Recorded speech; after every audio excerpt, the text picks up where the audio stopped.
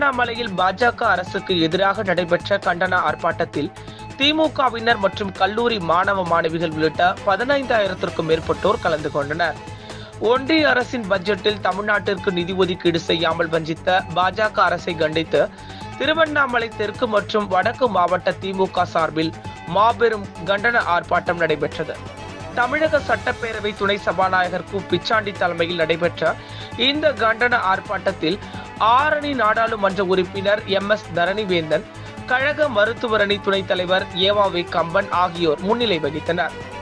ஒன்றிய பாஜக அரசு ஆந்திரா மற்றும் பீகார் மாநிலத்திற்கு நிதியை தாராளமாக வழங்கியிருப்பதாகவும், ஆனால் தமிழ்நாட்டிற்கு கேட்ட நிதியை வழங்காமல் வஞ்சித்து விட்டதாக குற்றம் சாட்டி 15,000க்கும் மேற்பட்ட திமுகவினர் கண்டன கோஷங்களை எழுப்பி தங்களது எதிர்ப்பை பதிவு செய்தனர். குறிப்பாக ஒன்றிய பாஜக அரசை கண்டித்து திமுக சார்பில் நடைபெற்ற இந்த கண்டன ஆர்ப்பாட்டத்தில் அரசு கலைக்கல்லூரியைச் சேர்ந்த மாணவிகள் திரளாக கலந்து கொண்டு தங்களது எதிர்ப்பை பதிவு செய்தனர்.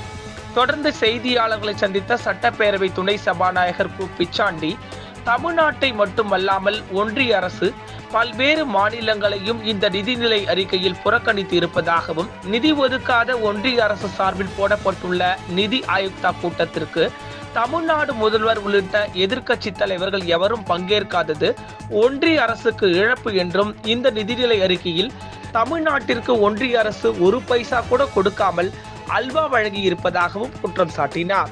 ஒன்றிய அரசு ஏழை மக்களை பற்றியும் தமிழகத்தை பற்றியும் தமிழ் மக்களை பற்றியும் கவலைப்படாமல் செயல்பட்டு கொண்டிருப்பதாகவும் சாடினார்.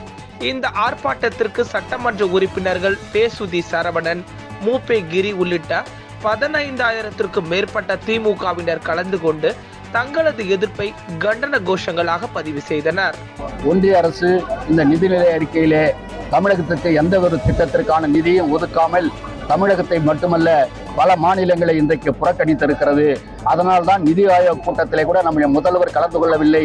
அதே போல எதிர்க்கட்சிகள் ஆளுகின்ற அத்தனை மாநிலங்களின் முதல்வர்களும் அந்த நிதி ஆயோக் கூட்டத்திலே கலந்து கொள்ளவில்லை என்றால் அப்படி நிதி ஒதுக்காத ஒரு ஒன்றிய அரசாக இந்த ஒன்றிய அரசு இருக்கிறது. ஆகவே இந்த ஒன்றிய அரசு என்பது ஏழை மக்களை பற்றி கவலைப்படவில்லை, தமிழகத்தை பற்றி கவலைப்படவில்லை, தமிழ் மக்களை பற்றி கவலைப்படவில்லை என்பதுதான் இன்றைக்கு இருக்கக்கூடிய உண்மையான நிலைமை. ஆகவே அதை அவர்களுக்கு இந்தியா முழுவதும் அதை எடுத்து செல்லுகின்ற வகையிலே இந்த கண்டன ஆர்ப்பாட்டம் வெற்றிகரமாக நடைபெற்றிருக்கிறது.